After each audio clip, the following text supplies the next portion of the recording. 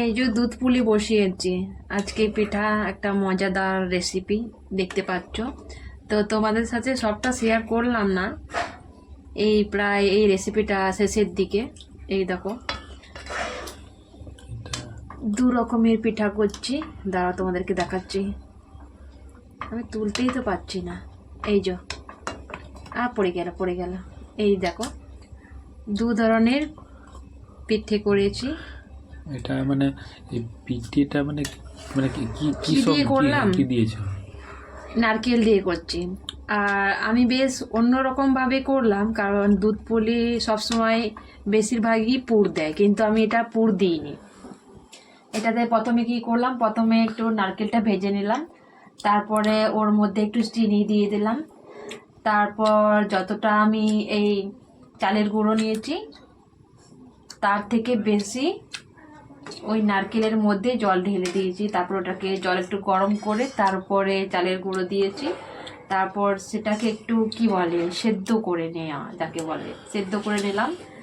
তারপর ওটাকে নামিয়ে একটু ঠান্ডা করে নিলাম। ঠান্ডা করা নেওয়ার পর ওটাকে ভালো করে মাখিয়ে নিয়ে তারপর এই যে পিঠাগুলো তৈরি করলাম। আর এখন এই দুধের মধ্যে এই পিঠাগুলো দিয়েছি, এখন ফুটছে। এখন একটু থাক, এখন একটু সেদ্ধ হয়ে নিক, তারপর এটাকে নামিয়ে ফেলবো। আর এটাকে নামানো হলেই রেসিপিটা রেডি। মানে এটা তো এটা পুর দিইনি, এটা পুর ছাড়া মানে কি, আমি এমনি ভেজে নারকেলটা ভাজিয়ে তারপর ওটাতেই চালের গুঁড়ি মাখিয়ে নিয়েছি। আচ্ছা, পুর দিলে কি হয়, পুর দিলে যেখানে পুর থাকবে সেখানেই ভালো লাগবে।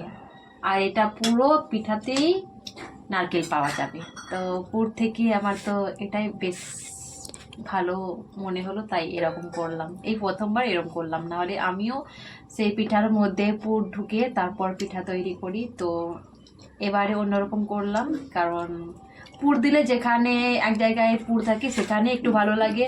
আর আদার্স যে চালের গুঁড়ি মানে পিঠা তৈরি হয় অন্য জায়গাগুলো সেরম এমনি কিরম বলে কি বলে অত ভালো লাগে না। যখন পুরটা কামড় দিয়ে পাওয়া যায় তখনই বেশ পিঠাটা ভালো লাগে। আর তো সেই জন্য আমি এরম নতুনভাবে করার চেষ্টা করলাম। তো আশা করি ভালো লাগবে। আর দামা তো এটা প্রায় হয়ে এসেছে, এটাকে আমি এবার নামিয়ে ফেলবো। আর কি করব, গরম গরম খেতে হবে। তো চলো তাহলে তাহলে কি তোমরা হাঁ করে থাকবে আর আমি খাবো। আমার হাত তোমার ফ্রেন্ডগুলো তাহলে এই মানে এই রেসিপিটা তোমরা যদি কেউ এরকম বানিয়ে খেতে চাও তো অবশ্যই ট্রাই করতে পারো। তো আমি ফুড ব্লগার নয়, তো অত ভালো করে তোমাদেরকে বোঝাতে পারলাম না। তো তবু যদি কেউ আরও ভালো করে ডিটেলসে জানতে চাও তাহলে কমেন্ট করবে, আর আমি এই রেসিপিটা আর একবার তোমাদেরকে তাহলে দেখানোর চেষ্টা করতে পারি। তোমাদের অনুরোধ থাকলে তাহলে করব, বুঝেছ? এই দেখো নামিয়ে নিয়েছি। তো এখন আমরা একা খাবো না, এইগুলোকে ডেকে জড়ো করেছি, তো সবাই মিলে একসাথে খাবো। আর তার জন্য বাটিগুলো জড়ো করে নিয়েছি, দেখতে পাচ্ছ। তো চলো এদিকে দিয়ে দিই।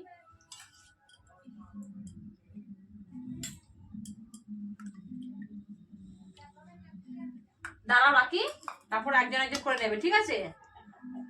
আমি আগে এখন দুটো করে দিচ্ছি, ঠিক আছে? যদি বেশি হয় তাহলে আবার একটা করে দেবো।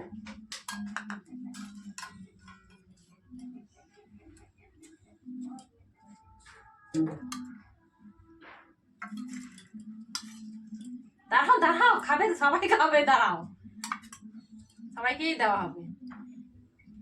কি আর বলবো, এই দেখো করেছি, সবাই মিলে ভাগ করে খাচ্ছি, কত মজার বলো। এই শীতের মরশুমে এগুলো হলে আর কি বলবো, জমিয়ে বেশ আড্ডা মেরে খুব ভালো করে খাওয়া যায়। সবাইকেই দেবো, আমি সবাইকেই দেবো।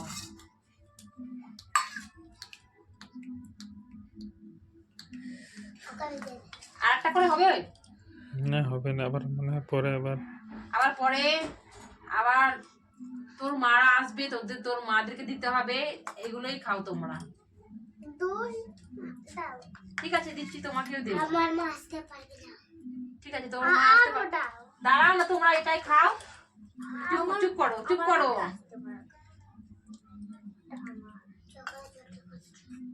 চুপ।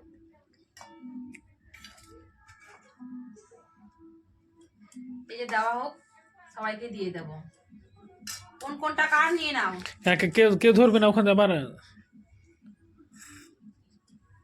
হ্যাঁ, নিজে হইতে ধরে না, বাস দাঁড়া, উঠবে না। হ্যাঁ, হয়ে গেছে। আমাদের হ্যাঁ, হ্যাঁ হয়ে গেছে। এবার এই আমি খাবো, ব্যাস। এ না, তোমারটা নাও। দেখো আমাদের খাওয়া একদম কমপ্লিট হয়ে গেছে। তো বেশি কিছু বলবো না, বলবো এটাই যে আমাদের ভিডিওগুলো দেখলে আমাদের নতুন চ্যানেলটাকে আর চ্যানেলটাকে সাবস্ক্রাইব করে দেবে, আর আমাদের পাশে থাকবে, আর আমাকে সাপোর্ট করবে, অনুরোধ রইল। এরকমই মজার মজার আমি যেরকম পারবো সেরকম ভিডিও আনবো তোমাদের জন্য, যাতে তোমাদের ভালো লাগে। তো বেশি কথা আর বাড়াচ্ছি না, আর ভিডিওটা ভালো লাগলে লাইক কমেন্ট করবে, ঠিক আছে? তো টাটা, গুড নাইট।